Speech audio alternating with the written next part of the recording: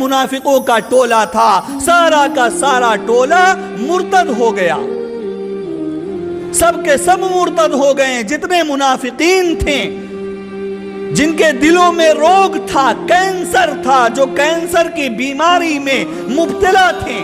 ایسے سارے لوگ باہر نکل آئے اور کسی نے اس جھوٹے نبی کا جو مسیلمۃ الکذاب جس کا نام تھا، اس جھوٹے نبی کا ساتھ دینے لگے۔ تو کچھ لوگ جو زکوٰۃ کا انکار کرنے والے تھے ان لوگوں کا ساتھ دینے لگے۔ ایسا ماحول تھا، ایک طرف نبی علیہ السلام کو غسل دیا جا رہا تھا، حضرات صحابہ پریشان تھے، وہ بلبلا اٹھے تھے، وہ رو رہے تھے۔ حضرت عمر بن خطاب سے اگر کوئی آ کر کے کہتا کہ اے عمر بن خطاب، اللہ کے نبی علیہ السلام پردہ فرما گئے ہیں، حضرت عمر بن خطاب کہتے کہ جو اگر یہ کہہ دے گا کہ میرے نبی پردہ فرما گئے ہیں، میں اس کے گردن اڑا دوں گا، میں اس کے گردن کو کاٹ ڈالوں گا۔ حضرت عمر بن خطاب پریشان تھے، حضرات صحابہ پریشان تھے، کیونکہ حضرات صحابہ کی جان اس دنیا سے ودا ہو چکی تھی، حضرات صحابہ کی دلوں کی دھڑکنیں اس دنیا سے اپنے حقیقی خدا کے پاس جا پہنچی تھی۔ اس وقت حضرت ابو بکر صدیق رضی اللہ تعالی عنہ اس مسجد اللہ کے نبی علیہ السلام کی مسجد میں اور آپ کے ممبر پر آتے ہیں، اور آپ کے ممبر پر کھڑے ہو کر کے حضرت ابو بکر رضی اللہ تعالی عنہ یہ اعلان کرتے ہیں، دیکھیے میرے نبی کی یہ پیشن گوئی تھی کہ اللہ کے نبی نے اپنے مرض الوفات میں جب آپ بخار میں مبتلا تھے اس وقت اپنے مصلی پر اگر کسی کو کھڑا کیا تھا، ابو بکر کو کھڑا کیا تھا، اور ابو بکر رضی اللہ تعالی عنہ کو کھڑا کرنے کے بعد یہ اشارہ صحابہ کو دے دیا تھا کہ جو میرے مصلی کی ذمہ داری اٹھائے گا وہی میرے خلافت کی ذمہ داری اٹھائے گا۔ اللہ کے نبی نے یہ اشارہ دے دیا تھا، لہذا حضرت ابو بکر رضی اللہ تعالی عنہ آپ کے ممبر پر آتے ہیں اور کہتے ہیں من کان یعبد محمدن فإن محمدن قد مات۔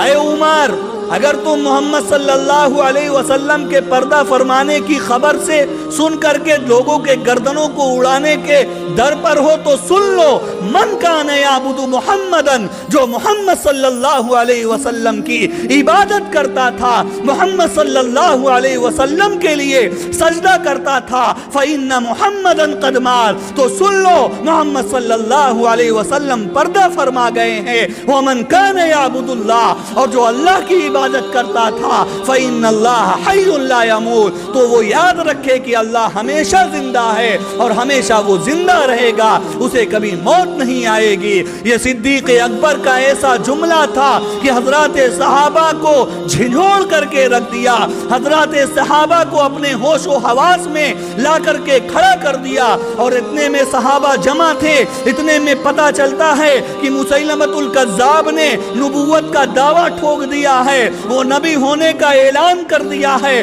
اور لوگ جا کر کے اس کے ہاتھ پر بیعت کر رہے ہیں۔ اتنے میں دوسری خبر یہ آئی کہ کچھ لوگوں نے زکوٰۃ دینے سے انکار کر دیا ہے۔ ایسے مرحلے میں ایک طرف حضور علیہ السلام کو غسل دینا تھا اور دوسری طرف فتنہ جو ہے ابھر رہا تھا۔ تمام صحابہ نے یہ چاہا کہ اہل بیت اللہ کے نبی علیہ السلام کی غسل میں موجود ہیں، ان کو ڈسٹرب نہ کیا جائے، لہذا تمام صحابہ نے بنو ثقیف میں ایک جگہ پر میٹنگ کی، اور میٹنگ کے اندر یہ پاس کیا، وہاں پر حضرات انصار بھی موجود، وہاں پر حضرات مہاجرین بھی موجود، وہاں پر دیگر صحابہ موجود تھے، اور تمام صحابہ نے یہ اعلان کیا کہ آج سے نبی علیہ السلام کی جو خلافت کی ذمہ داری ہے وہ ابو بکر رضی اللہ تعالی عنہ کو دی جاتی ہے۔ لہذا تمام صحابہ کے مشورے سے حضرت صدیق اکبر رضی اللہ تعالی عنہ کو خلیفہ تسلیم کر لیا گیا،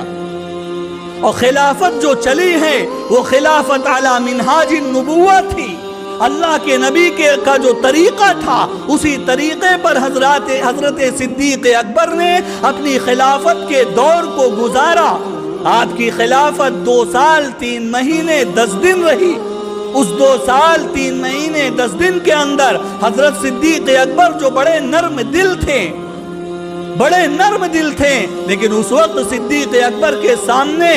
ایسا مرحلہ تھا کہ جب مضبوط ترین لوگ عمر بن خطاب رضی اللہ تعالی عنہ اور خالد بن ولید جیسے لوگ، جیسے بہادر لوگ اور مضبوط لوگ جب اپنے گھٹنے کو ٹیک دیے تھے، تو اس وقت امت کی ذمہ داری، وہ اللہ کا درویش، وہ اللہ کا برگزیدہ بندہ، وہ اللہ کے نبی علیہ السلام کا تربیت یافتہ حضرت صدیق اکبر نے سنبھالا اور خلافت کی ذمہ داری کو زبردست طریقے سے سنبھالا۔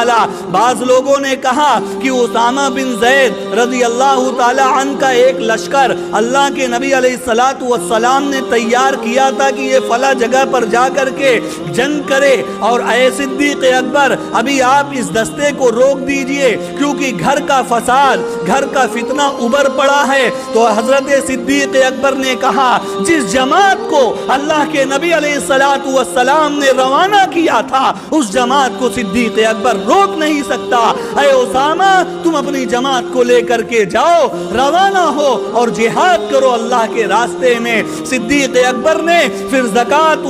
سب سے پہلے مسیلمۃ الکذاب کا سامنا کیا، اور ڈٹ کر کے حضرات صحابہ نے سامنا کر کے، مقابلہ کر کے اسے موت کے گھاٹ اتار کر کے اس فتنے کو ختم کیا۔ حضرت صدیق اکبر نے 2 سال 3 مہینے 10 دن کے اندر اس جھوٹے نبی کا قلع قمع کیا اور اسے ختم کیا، اس فتنے کو دبایا۔ اس کے بعد دوسرے نمبر پر زکوٰۃ کے نہ دینے والے تھے حضرت عمر رضی اللہ تعالی عنہ آئے اور کہنے لگے اے صدیق اکبر ابھی مسیلمۃ الکذاب سے ہماری جنگ چل رہی ہے، اور اگر ادھر زکوٰۃ کے انکار کرنے والوں سے آپ اگر جنگ کریں گے تو ہماری جو جماعت ہے وہ بکھر جائے گی اور ہمیں شکست ہوگی۔ حضرت صدیق اکبر نے کہا اے عمر میں تو تمہیں بڑا بہادر سمجھتا تھا، اے عمر میں تو تمہیں بڑا جری سمجھتا تھا، شجاع سمجھتا تھا، لیکن تم تو بڑے بزدلوں والی بات کرتے ہو۔ اے عمر یاد رکھو اللہ کے نبی کے زمانے میں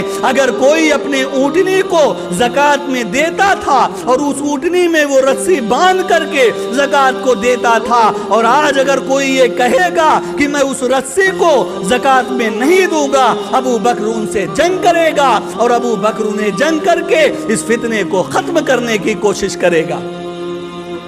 حضرت صدیق اکبر نے جو قرآن بکھرا ہوا تھا، اس بکھرے ہوئے قرآن کو کہیں چمڑے پر قرآن لکھا ہوا تھا، کہیں پیڑ پر لکھا ہوا تھا، کہیں کسی ڈالی پر لکھا ہوا تھا۔ حضرات صحابہ جب سنتے تھے تو اسی طرح سے اسے لکھ لیا کرتے تھے۔ جو ہڈیاں ہوتی تھی ان سوکھی ہوئی ہڈیوں پر قرآن لکھا ہوا تھا، چمڑوں پر قرآن لکھا ہوا تھا، اور اسی طرح سے جو دیواریں تھی اس پر قرآن لکھا ہوا تھا۔ صدیق اکبر کے دور میں ایک بڑا کارنامہ یہ بھی کیا گیا کہ جو منتشر قرآن تھا اسے ایک جگہ پر لا کر کے جمع کر دیا گیا۔ یہ تقریباً ابھی 2.25 سال کا کام ہے۔ یہ خلافت علی منہاج